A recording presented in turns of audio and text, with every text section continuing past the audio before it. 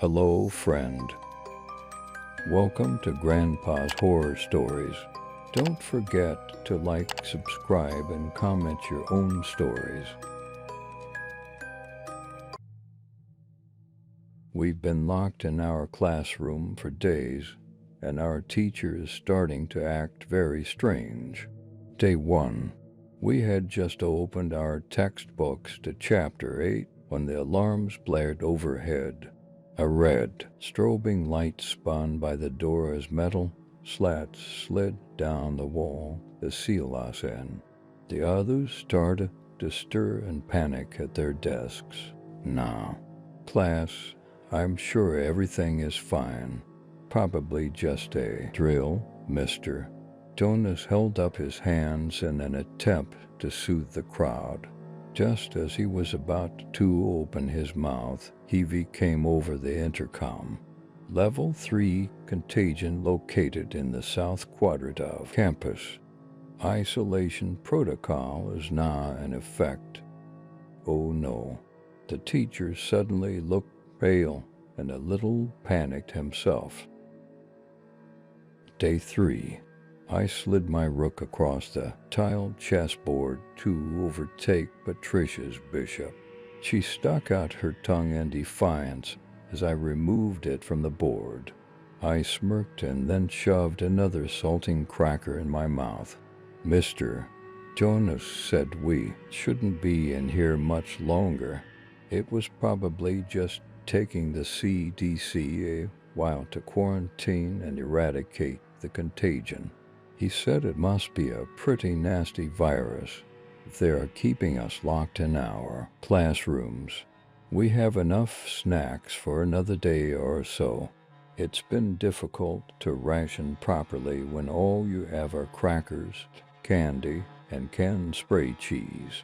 Overall, though, we were keeping our hopes up, which was all we could really do. Staying positive for now. Day 5, the room was starting to smell foul.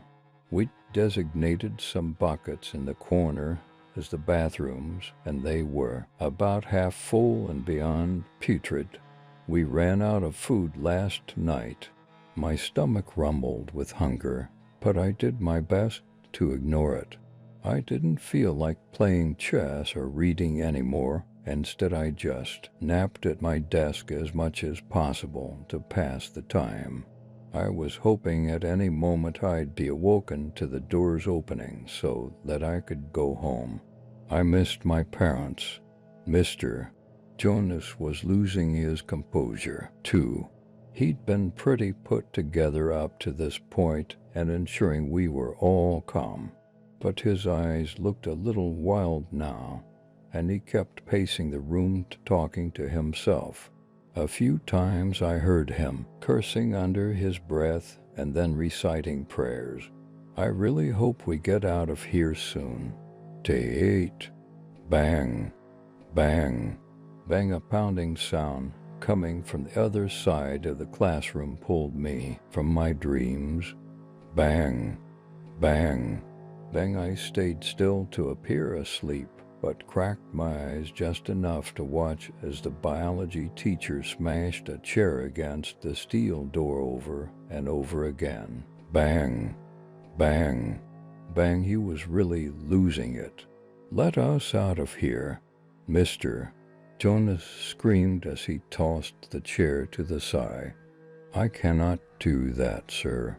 A level 3 contagion has been detected. I have sealed off the affected area, but you must stay isolated for your safety. The robotic voice hummed over the speakers. He screeched profanities at the camera in the corner of the ceiling. Some of the other boys were becoming aggressive as well. There had been some fights the last couple of mornings. Also, some hands going where they shouldn't be going, back behind the fake plants and lab equipment. It seemed as if we were slowly devolving, becoming an enclosure of chimpanzees, like one you'd see at the zoo, but only hungrier. We needed out or something terrible was going to happen. Day 10. We'd been on a diet of tap water for the past 5 days. I felt dizzy every time I stood from my desk. The room would spin and I'd almost black out. I kept my footing by sheer force of willpower. I had this irrational fear that if I passed out, I'd be eaten by my classmates like a pack of hyenas on a gazelle, feasting on my intestines as they spilled across the tiled floor.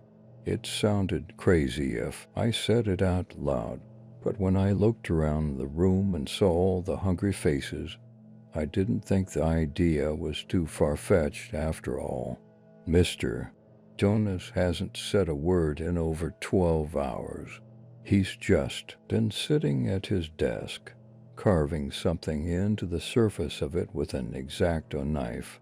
For the first time today, I had the thought that maybe we weren't going to make it out of this. Maybe we were all going to die in this classroom. I hung my head and cried. Day 13.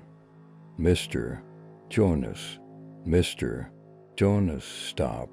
Micah cried. Don't you see? We have to do this. We need food. It's survival 101. When the pack is suffering and food is scarce, they turn on their weakest member. It's simple biology. Survival of the fittest. Mr. Jonas had his hands around Trevor's neck, squeezing so hard that the boy's eyes were about to pop from his skull. Trevor struggled beneath him, but he was frail and terribly small for his age. Micah grabbed a large beaker from the table and lifted it high over his head. Mr. Jonas, stop now. Don't make me do this. But the teacher was long gone. His eyes gleamed with delight as drool dripped down his chin from salivating at the thought of a meal. I jumped to my feet as Micah brought the beaker down as hard as he could onto Mr. Jonas' head.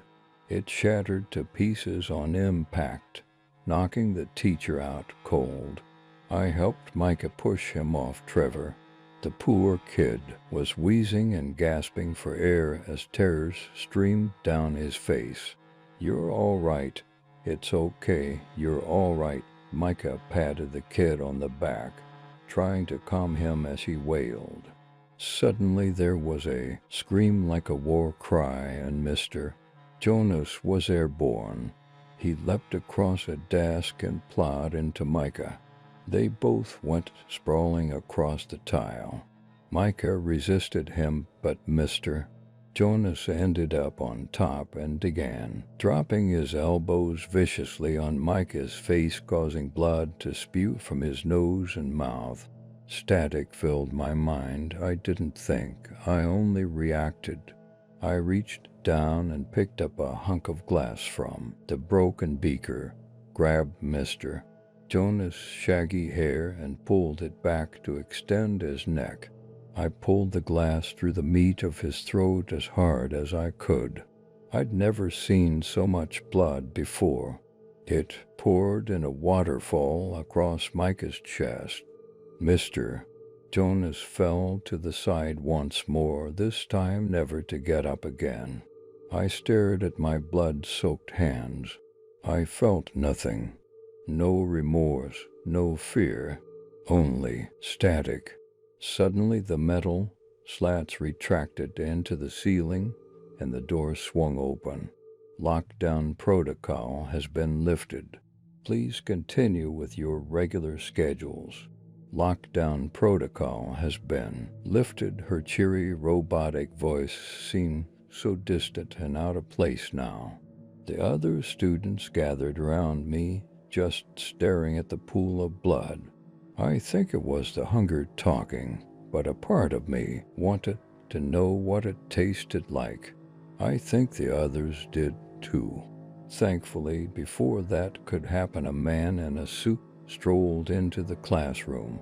Hello, class is perfect. Teeth gleamed under the leads. Before we could say anything, a team of adults in overalls poured into the room. Some began taking pictures of everything. Others started cleaning up Mr. Jonas. One man with gray hair dropped a large box on the teacher's desk and opened it. He then started throwing fresh fruit and granola bars at each of the students. We devoured everything he gave us. I started to feel more like myself after 2 bananas, and for granola bars, they tasted like heaven, a sweet salvation. The first man with the nice teeth and the expensive soup waited until we were all done before he addressed us again. I know it's been a long 13 days, guys. I appreciate you all hanging in there. I've alerted each of your parents that you've been cleared to go home. The classroom erupted in cheers as we all hugged each other. Even Micah, covered in gore, danced around excitedly. You'll all be able to go home soon, but first I just need to do a little debrief with each of you before you go. I'm going to set up in the counselor's office, and Mr. Moses here is going to bring you down one by one to give your account on what happened here during isolation. We all nodded our heads in agreement. Anything to get out of here. Mr. Moses, the man with the gray hair and the snacks, took us down one by one, and we spilled our guts to the man with the nice teeth. When I gave my story on what it was, like, I still felt numb, even when describing how I'd killed Mr. Jonas. I just felt nothing.